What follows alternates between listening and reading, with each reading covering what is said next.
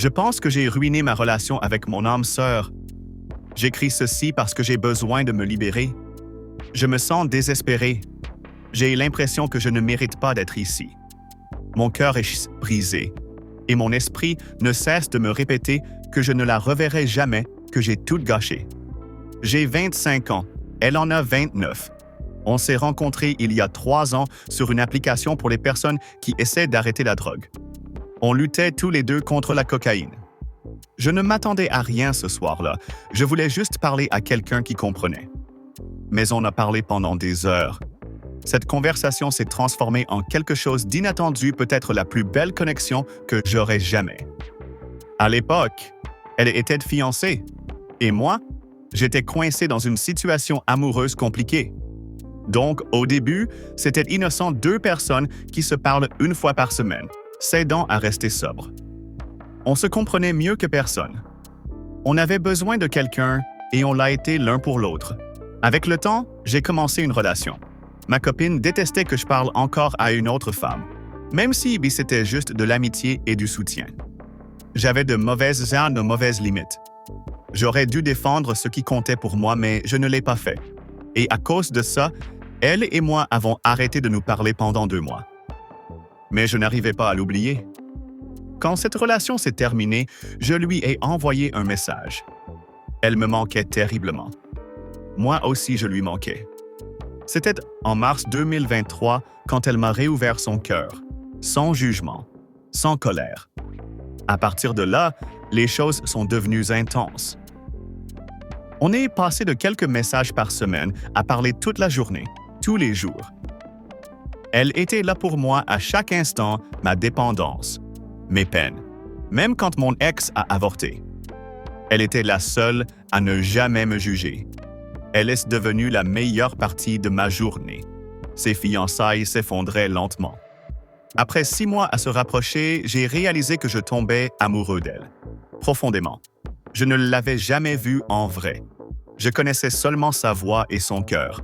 Je ne cherchais pas l'amour, c'est arrivé tout seul. Je le lui ai dit. J'ai dit, je crois que je tombe amoureux de ma meilleure amie. Elle ne m'a pas rejeté. Elle ne m'a pas fait me sentir bizarre. Elle a juste écouté.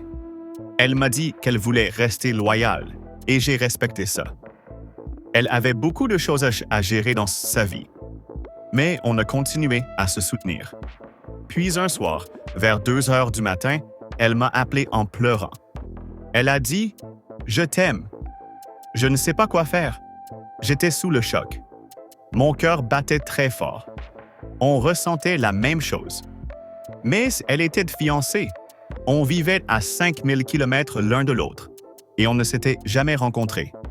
Et pourtant, on est restés les mêmes, pas de flirt, pas de franchissement de ligne. Juste proche. Mais le 17 août 2023, j'ai pris une décision. J'ai loué une voiture et j'ai conduit de Pittsburgh à Sacramento. Plus de 4200 km. 35 heures de route. J'ai pleuré pendant le trajet, ressentant un mélange d'espoir, de peur et d'excitation. Quand je suis arrivé, je l'ai vue pour la première fois. Elle a couru vers moi, m'a pris dans ses bras et m'a donné le plus beau câlin de ma vie. En la voyant, j'ai su. C'était réel. Ce coup de foudre, oui, ça existe. On n'a eu que 15 minutes avant qu'elle parte au travail, mais j'étais déjà l'homme le plus heureux du monde. Ce soir-là, on a marché dans un petit centre commercial, souriant et se serrant dans les bras sans arrêt. On n'y croyait pas, on était enfin ensemble. On est allé dans un bar hyper nerveux, 2 gamins terrifiés à l'idée de tout gâcher. Quelques verres nous ont aidés et après des heures à sourire et réaliser à quel point notre lien était réel, on s'est embrassés.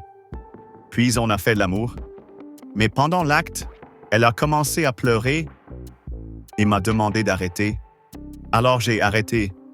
Je l'ai tenue dans mes bras, je lui ai dit que c'était OK, que je la respectais. Elle m'a fait encore plus confiance après ça. On a continué et c'était le moment le plus intime que j'ai jamais vécu. Je ne l'oublierai jamais. Le lendemain, elle se sentait très coupable. C'était compliqué, mais on s'est revus cette semaine-là. On n'arrivait pas à ne pas s'aimer, même si on n'en avait pas le droit. On est allé au lac Tahoe. J'ai pris notre première photo ensemble, je l'embrassais sur la joue. Je regarde cette photo en ce moment. C'était du pur bonheur. Quand je suis reparti, elle a tout avoué à son fiancé. Ça a mal tourné, mais j'ai décidé de déménager en Californie. D'août 2023 à janvier 2024, ce fut le chaos. On s'aimait profondément, mais on était coincés entre la culpabilité et l'envie de quelque chose de vrai. Elle ne savait pas quoi faire. Moi non plus. Mais je suis resté. Même quand j'étais sans abri, je suis resté. Je voulais juste être près d'elle. Finalement, j'ai dû retourner en Pennsylvanie. On continuait à parler tous les jours. On était tous les deux brisés. Elle a rompu ses fiançailles en mars. En avril, je suis revenu pour son anniversaire. C'était la première fois qu'elle était vraiment célibataire. J'ai tout décoré bougies, fleurs, ballons. Elle est venue me chercher à l'aéroport et m'a embrassé dès qu'elle m'a vu. C'était magique. Ce week-end-là était parfait. En juin, elle est venue à Vegas, est venue à Pittsburgh. Je lui ai montré la maison de mon enfance, je l'ai présentée à ma famille, je lui ai offert une bague de promesse et je lui ai demandé d'être ma petite amie. Elle a souri et a dit oui. Je me suis installé en Californie. En août 2024, on avait enfin la vie dont on rêvait. Sa famille commençait à m'accepter, malgré tout. Je l'avais. Et pour la première fois, je me suis dit, peut-être que je peux vaincre ma dépendance. Mais j'avais tort. J'avais encore une affaire en justice et j'avais peur d'aller en prison. J'ai utilisé ça comme excuse pour recommencer à consommer. J'ai rechuté. Je l'ai caché. J'avais peur qu'elle me quitte si elle le découvrait. D'octobre à mai, tout s'est effondré. J'ai menti. J'ai consommé derrière son dos. Je pleurais quand elle n'était pas là. Je me détestais. Noël est arrivé, on s'était couvert de cadeaux. En janvier, on a eu notre premier appartement. Mais je n'avais pas de travail. Je suis un ancien détenu et c'est dur de trouver un emploi. Mais elle ne m'a jamais jugé. J'ai eu une offre d'emploi dans une concession 46 de l'heure. On était soulagés, mais ça n'a pas marché. Je ne savais pas comment lui dire. Alors je me suis drogué. Puis j'ai menti en disant que j'avais toujours le travail. J'ai continué à mentir. Je lui ai dit que la société avait fait faillite, que je les poursuivais en justice. Ça a duré des mois et je savais que je gâchais tout. Je savais que si la vérité sortait, elle partirait. Mais je ne pouvais pas m'arrêter de mentir. Je voulais réparer les choses, aider, regagner l'argent, ne plus lui faire de mal. Mais j'étais trop loin. Il y a 3 jours, elle a tout découvert. Elle sait pour tous les mensonges. Elle m'a dit qu'elle m'aimait encore, mais qu'elle ne pourrait plus jamais être avec moi. J'écris ceci depuis une chambre d'hôtel, en attendant un vol retour vers Pittsburgh. Je ne sais pas si je la reverrai un jour. Mon cœur est brisé comme jamais. J'ai peur.